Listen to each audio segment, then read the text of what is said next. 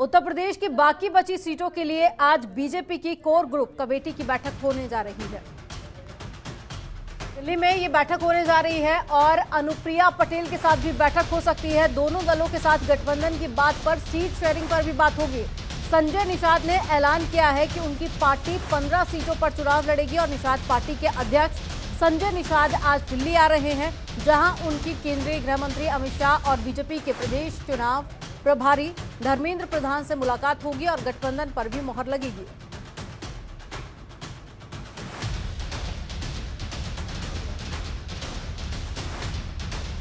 तो दिल्ली में BJP core committee की आज बैठक होने जा रही है और इस बैठक में बचे हुए नामों पर चर्चा की जाएगी, जिसके बाद में बीजेपी की उम्मीदवारों की दूसरी लिस्ट भी जारी हो सकती है।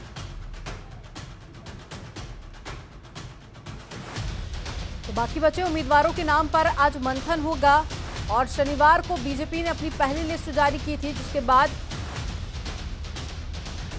अब दूसरी लिस्ट जारी होगी और उन्हीं नामों को लेकर मंथन जारी है। आज जो बैठक होगी उसमें यूपी के मुख्यमंत्री योगी आदित्यनाथ, साथ ही दोनों डिप्टी सीएम और तमाम केंद्रीय नेतृत्व भी शामिल रहेगा और प्रदेश अध्यक्ष स्वतंत्र देव सिंह भी इस बैठक में शिरकत करेंगे। और ज्यादा जानकारी के साथ में संवाददाता अवनीश लाइव जुड़ गए हैं। अवनीश, आज कोर ग्रुप की बैठक होने जा रही है जिसमें तमाम प्रत्याशियों के नामों पर सहमति बनेगी और साथ ही गठबंधन को लेकर भी स्थिति साफ हो सकती है। क्या कुछ कयास लगाए जा रहे हैं बैठक को लेकर?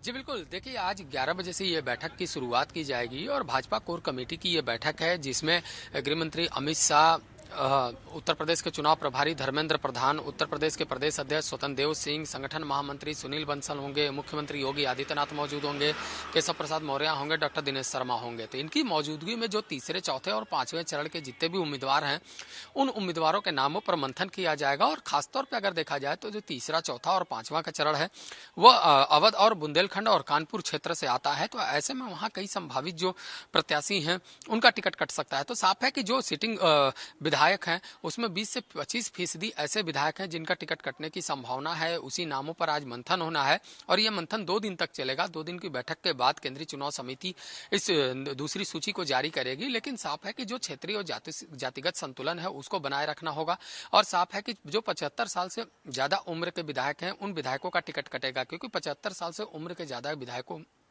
को फिर से टिकट नहीं दिया जाएगा। जो मौजूदा सांसद हैं उनको टिकट नहीं दिया जाएगा। और भारतीय जनता पार्टी ने रणनीति बनाई है कि अगर कोई भी अपने परिवार के लिए टिकट मांगता है तो उसमें से सिर्फ एक सदस्य को परिवार के टिकट दिया जाएगा। तो इन्हीं सब रणनीति के तहत आज ये 2 दिन की बैठक की शुरुआत की होगी और इस बैठक में तय किया जाएगा कि अवध और जो बुंदेलखंड और कानपुर क्षेत्र है वहां पे कौन सी विधानसभा सीट पे कौन से समीकरण बनेंगे और वहां पे कौन से संभावित प्रत्याशी होंगे। उन प्रत्याशियों के नाम पर मुहर लगेगी और उनकी सूची जारी की जाएगी।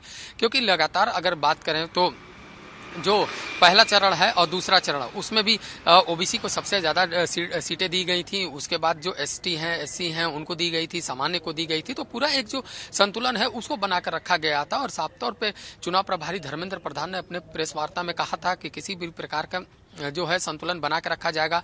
जो आपराधिक छवि के लोग हैं उनको टिकट नहीं दिया जाएगा। इसमें महिलाओं का सम्मान रखा गया है, इसमें युवाओं का सम्मान किया गया है, जो बौद्धिक बुद्धिजीवी हैं उनका सम्मान किया गया है और सभी को अलग अलग वर्गों का ध्यान में रखते हुए टिकट दिया गया है। तो उसी तरीके से जो है तीसरे, चौथे और पांचवें चरण के जो प्रत्याशी होंगे वहां भी संतुलन बनाकर ही टिकट दिया जाएगा। और साफ है कि निषाद पार्टी और अपना दल ये दोनों सहयोगी पार्टियां हैं। तो निषाद पार्टी ने अपनी तरफ से 15 सीटों की डिमांड रखी है। वो 15 सीटों की डिमांड पर आज चर्चा होगी। अपना दल ने 2 दर्जन सीटें मांग की है।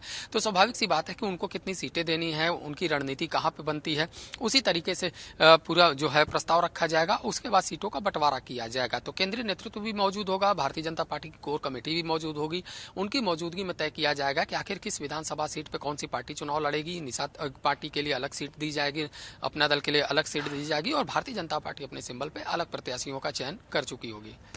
अवनीश, 100 टिकट काटे जाएंगे नेताओं के, ये पहले भी कहा गया था। उसके बाद में अब जब रिप्लेसमेंट की बात की जाए तो क्या वो नए चेहरे होंगे 100 जिनको टिकट दिया जाएगा, या फिर कोई पुराने दिग्गज नेताओं को भी उनसे रिप्लेस किया जा सकता है? उसको लेकर क्या ज्यादा जानकारी?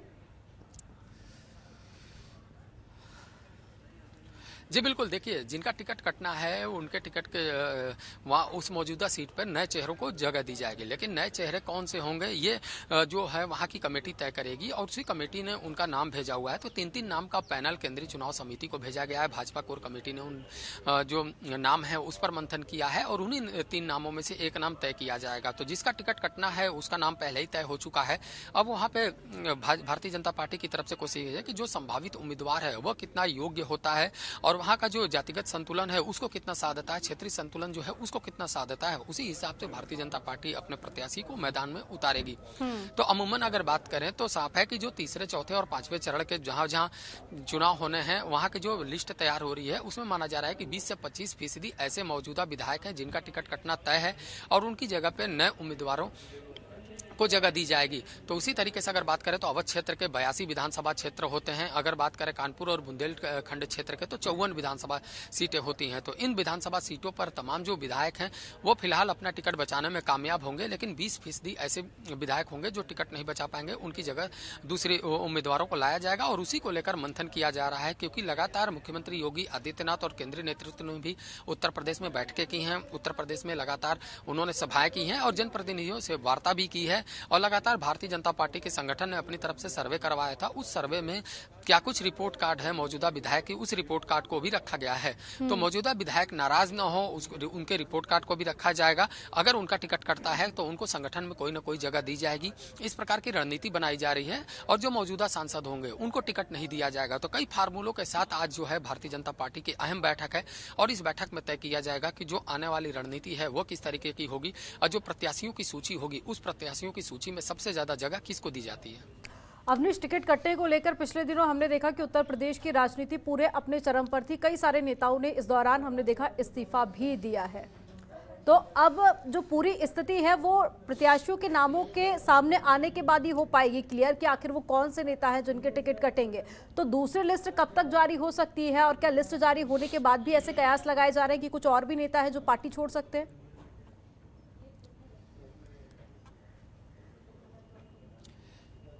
देखिए साफ है कि जो अब लिस्ट जारी होनी है वह आज और कल की बैठक के बाद ही जारी होगी। यानी 2 दिन का मंथन है। 2 दिन के मंथन के बाद जब सूची को अंतिम रूप दिया जाएगा तो उसे संसदीय दल की बैठक में उस सूची को रखा जाएगा और सूची को रखने के साथ ही नामों का जो फाइनल होगा उसको जारी कर दिया जाएगा। तो साफ है कि जो सूची है वो 2 दिन के बाद जारी होगी, लेकिन जिस तरीके से लगातार विधायकों के जाने का जो इस्तीफा सिलसिला शुरू हुआ था वो फिलहाल थम चुका है और समाजवादी पार्टी ने भी अब कह दिया है कि किसी भी तरीके से अगर भाजपा का कोई विधायक इस्तीफा देकर आता है तो उसको समाजवादी पार्टी में जगह नहीं दी जाएगी।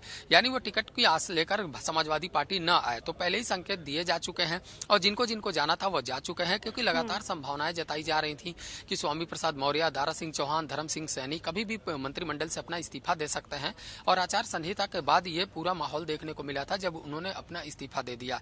तो इस इस्तीफे के साथ ही कई विधायकों ने भी इस्तीफा दिया और ओबीसी की उपेक्षा का आरोप भी लगाया। लेकिन भारतीय जनता पार्टी की तरफ से बयान आया कि ओबीसी की उपेक्षा का जो आरोप है पूरी तरह निराधार है। भारतीय जनता पार्टी का जो वोट बैंक है वो उनके साथ है और इसी का असर अगर बात करें तो एक एग्जाम्पल के तौर पर 2017 का विधानसभा चुनाव और 2019 का लोकसभा चुनाव, ये दोनों उत्तर प्रदेश में हुए। अवनीश, आप पूरी बैठक को लेकर नजर बनाए रखिएगा, आगे भी आपसे अपडेट लेते रहेंगे। खबरों के निष्पक्ष विश्लेषण के लिए सब्सक्राइब करें Janatantra TV and press the bell icon. Never miss any update.